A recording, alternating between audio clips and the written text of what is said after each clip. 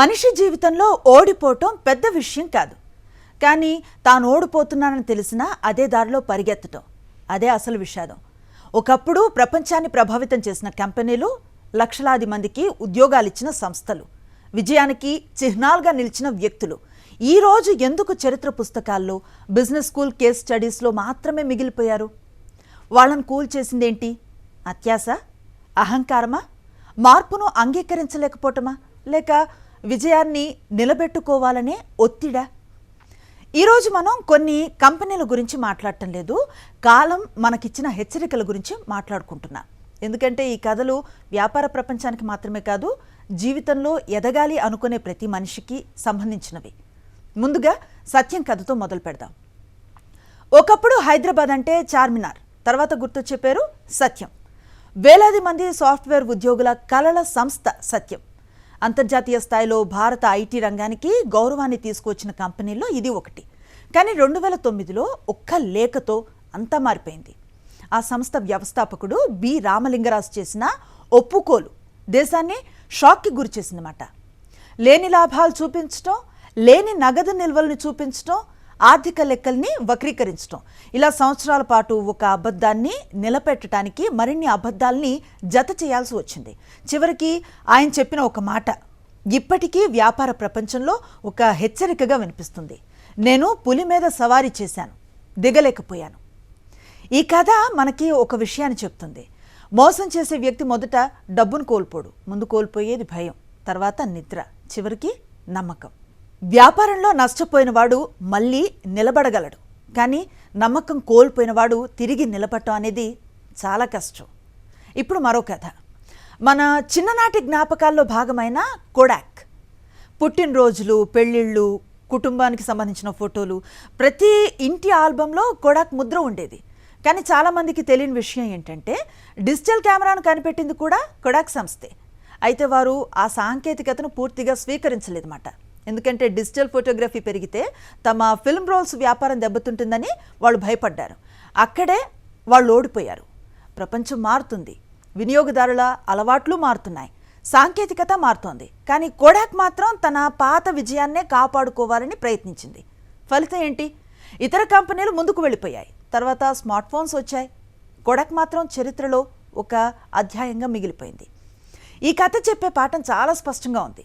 మీరు మార్పుని అడ్డుకోలేరు, మీరు మార్పులో భాగం కావాలి, లేదంటే మార్పే మిమ్మల్ని పక్కకి నెట్టేస్తుంది. ఇప్పుడు విజయ్ మాల్యా కథ చూద్దాం. ఒకప్పుడు కింగ్ ఆఫ్ గుడ్ టైమ్స్ అని పిలిచేవారు. విలాసవంతమైన జీవితం, ప్రైవేట్ జెట్స్, ఫార్ములా 1 జట్లు, భారీ పార్టీలతో ఆయన గ్లామర్ చిహ్నంగా మారిపోయారు. కానీ వ్యాపార ప్రపంచంలో ఒక సూత్రం ఉంటుంది కదా, ఆదాయం కంటే ఖర్చు వేగంగా పెరిగితే సమస్యలు తప్పవు. కింగ్ఫిషర్ ఎయిర్లైన్స్ అప్పుల్లో కూరుకుపోతూ ఉండగా, సంస్థ ఆర్థిక ఇబ్బందులు ఎదుర్కొంటూ ఉండగా కూడా బయటకు కనిపించే ఆడంబరం మాత్రం ఏమాత్రం తగ్గించలేదన్నమాట.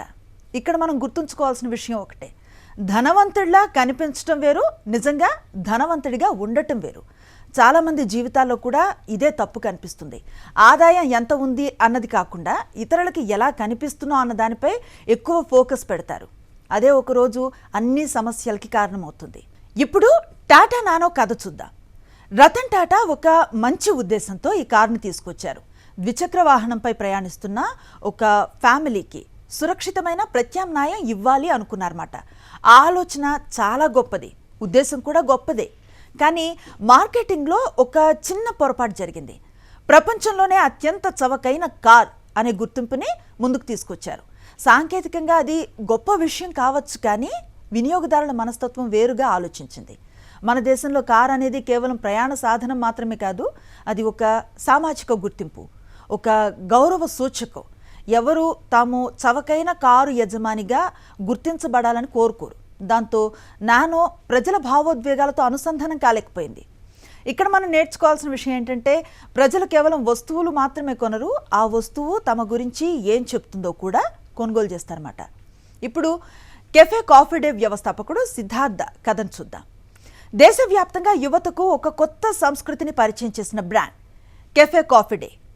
స్నేహితులు కలిసే చోటు, ఆలోచనలు పంచుకునే చోటు, కలలు మొదలయ్యే చోటు. కానీ ఆ సంస్థ వెనుక ఉన్న వ్యక్తి జీవితంలో ఒత్తిడి మాత్రం పెరుగుతూనే వచ్చింది.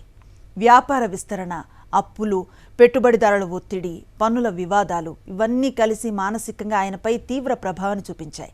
ఈ కథ మనకి గుర్తు చేసేది ఒక ముఖ్యమైన విషయాన్ని. బయటికి కనిపించే విజయం లోపల ఉన్న ప్రశాంతతకి కొలమానం కాదు. బ్యాంకు ఖాతాలో డబ్బుండొచ్చు, పేరు ప్రతిష్టలుండొచ్చు, కానీ మనశ్శాంతి లేకపోతే ఆ విజయానికి అర్థం ఉండదు. ఇప్పుడు బ్లాక్బెర్రీ కథ. ఒకప్పుడు ప్రపంచంలో రాజకీయ నాయకులు, వ్యాపారవేత్తలు, ఉన్నతాధికారులు ఉపయోగించిన ఫోన్ బ్లాక్బెర్రీ. సెక్యూరిటీ, కీబోర్డ్, వేగవంతమైన మెసేజింగ్ ఇవే దాని బలాలు. కానీ టచ్ స్క్రీన్ ఫోన్లు వచ్చినప్పుడు వారు దాన్ని అంత ప్రయారిటీగా అర్థం చేసుకోలేదు. వినియోగదారులు మారిపోయారు, వారి అవసరాలు మారిపోయాయి, ప్రపంచం ఒక కొత్త దిశలో వెళ్ళిపోయింది. కానీ బ్లాక్బెర్రీ మాత్రం తన పాత విజయాన్నే పట్టు కూర్చుంది. ఫలితం మార్కెట్ వారిని దాటేసింది. ఈ కథ మనకు ఒక విషయాన్ని నేర్పుతుంది. మీరు ఎంత తెలివైన వారైనా నేర్చుకోవటం ఆపేస్తే ప్రమాదమే. చివరిగా అంబాసిడర్ కార్. ఒకప్పుడు ముఖ్యమంత్రులు, అధికారులు, పెద్దలు ఉపయోగించిన ప్రతిష్టాత్మక వాహనం అది. భారత రోడ్లపై ఒక యుగాన్నే ఏలింది. కానీ కాలం మారిపోయింది, వినియోగదారుల అంచనాలు మారాయి, కొత్త సాంకేతికత వచ్చింది. అంబాసిడర్ మాత్రం పెద్దగా మారలేదు. ఫలితం ఒకప్పుడు అధికారానికి చిహ్నంగా నిలిచిన కార్ చరిత్రలోకి వెళ్ళిపోయింది. ఇప్పుడు ఈ కథలన్నింటినీ ఒక చోట పెట్టి చూస్తే ఒక సామాన్య అంశం కనిపిస్తుంది. కొన్నిసార్లు అత్యాశ కూల్చేస్తుంది, కొన్నిసార్లు అహంకారం కూల్చేస్తుంది, కొన్నిసార్లు మార్పుపై భయం కూల్చేస్తుంది, మరికొన్నిసార్లు ఒత్తిడి కూల్చేస్తుంది. కానీ చివరికి కూలిపోయేది కంపెనీ కాదు, ఆలోచన విధానం. అందుకే ఈ కథలు మనకు 4 గొప్ప పాఠాలను చెప్తున్నాయి. నిజాయితీ లేకపోతే విజయం నిలబడదు, మార్పును అంగీకరించకపోతే కాలం క్షమించదు, ఆడంబరానికి హద్దులు లేకపోతే లెక్కలు కూలిపోతాయి, మనశ్శాంతిని కోల్పోయే విజయం ఓటమి కంటే ప్రమాదకరం. చివరిగా ఒక మాట. చరిత్రలో విఫలమైన కంపెనీలు చాలానే ఉన్నాయి, కానీ వాటి వైఫల్యాల నుంచి పాఠాలు నేర్చుకున్న వాళ్లే తర్వాత విజేతలయ్యారు. కాబట్టి ఈ కథలు కేవలం కంపెనీల గురించి కాదు, మన నిర్ణయాల గురించి, మన అహంకారం గురించి, మన భయాల గురించి, ముఖ్యంగా విజయాన్ని ఎలా నిలబెట్టుకోవాలి అనే విషయంపై కాలం మనకు నేర్పిన పాఠాల గురించి.